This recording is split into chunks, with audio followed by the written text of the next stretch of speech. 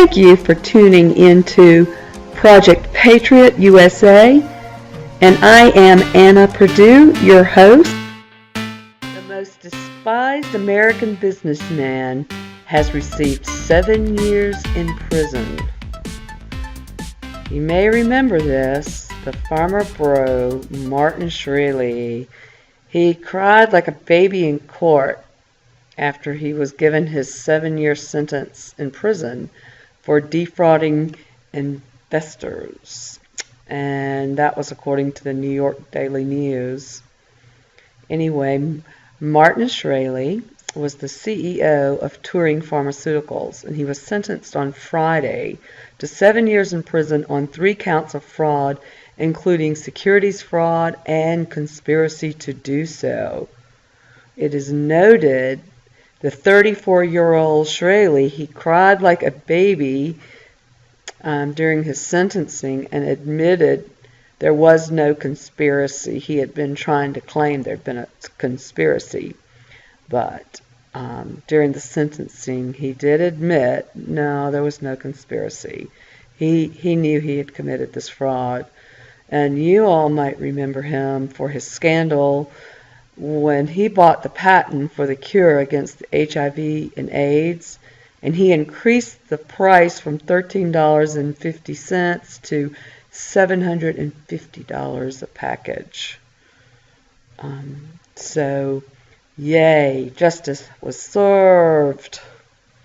And on the world front, the largest Slavic protest in decades has ratcheted up with pressure on Prime Minister Fico. And it is known that the largest demonstration since 1989, there were tens of thousands of Slavics protesting and asking for the resignation of Prime Minister Robert Fico. He's with the smear government. This was after the murder of journalist Jan Kuciak and his fiancée Martina Kusnirova, and this happened in Bratislava, Slovakia. And at the time of his murder, he was working on a story about an Italian businessman with, several Italian businessmen with suspected mafia links operating in Slovakia. This story has had a serious impact on the people's trust in the system of the government. So on March the 9th, the demonstrators were seen carrying signs that read, "Resign and let's stand for decency in Slovakia," in reaction to last month's double murders. The 2 men suspected of having ties with the Italian mafia who worked in Fico's office deny any connection with the murder in spite of resigning. And so far, nobody has been charged with these murders. The public's frustration with 3 decades of government's cronyism in Slovakia since the fall of communism was rekindled after the double murder. This latest drama is said to be the largest crisis of Fico's seat in office. And there were about 50,000 people in Bratislava chanting, "Enough of Fico," and "Fico protects thieves," while they were jangling keys, which was reminiscent of the 1989 anti-communist rallies. Still, thousands others were marching in other Slavic cities. Organizers are demanding a thorough investigation of Kuciak's death and a new trustworthy government. The crowds are fed up with uninvestigated scandals. Sounds just like what's going on in America. Anyway, Prime Minister Robert Fico and the parliamentary speaker Andrej Danko and the Slovakian president Andrej Kiska. These were the country's 3 highest officials. They failed in their talks on Friday to agree to a planned written declaration to help diffuse these tensions. Fico blames the unrest on foreign forces trying to destabilize Slovakia, noting President Kiska's meetings with George Soros in New York last year.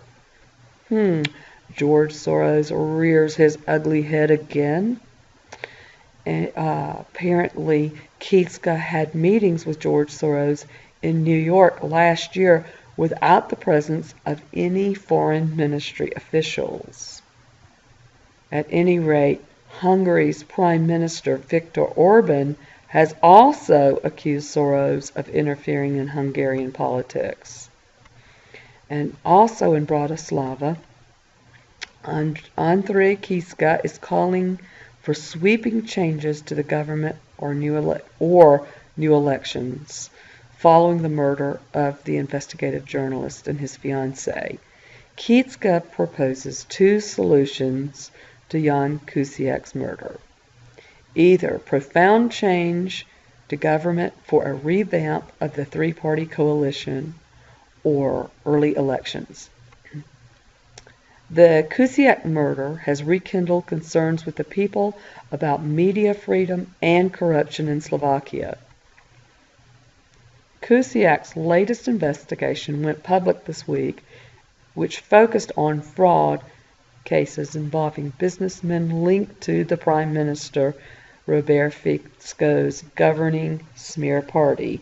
This Smear Party is the Social Democracy, and it is currently Slovakia's dominant party, controlling a majority of seats in the national parliament. So in spite of several high-profile resignations, citizens are alert to the government's lack of response to these killings. Authorities arrested several Italian businessmen named in the released publication of Kuciak's investigation. However, because of lack of evidence, these men were released. Slovakia's head of state, Kiska, raised concerns about the arrogance of power and was critical over the lack of government action about Kuciak's murder. And I will leave you with a little healthy plant tip for the day. And please, please, please, if you are sick, please consult your medical practitioner. But this is just a little healthy tip for a wild plant. And today I'm going to talk about the arrow-leafed balsam root. The entire plant is edible. It is best to eat this plant while the stems and leaf stalks are young. You can peel the roots before consuming and eat it raw. But in order to avoid the bitterness, you can slow cook the roots for long periods, and this will make the flavor of the roots sweeter. And the cooked roots can be dried for storage, and then when you're ready to consume them, just soak them overnight, and that will reconstitute the roots, and then you can consume them after that. The seeds, you can dry those and roast them and pound them into a meal, or you can just eat them as a dry seed. And the plant, it grows on dry, stony slopes in the foothills. The roots are highly medicinal and may be used as a substitute for echinacea. When you harvest in the fall, the roots are great for stimulating your immune system. And if you harvest them in the spring, the plants are great expectorant. So you can use those plants, make a tea out of them too. There is a warning on this plant, and I have the pictures. You may look at the pictures closely.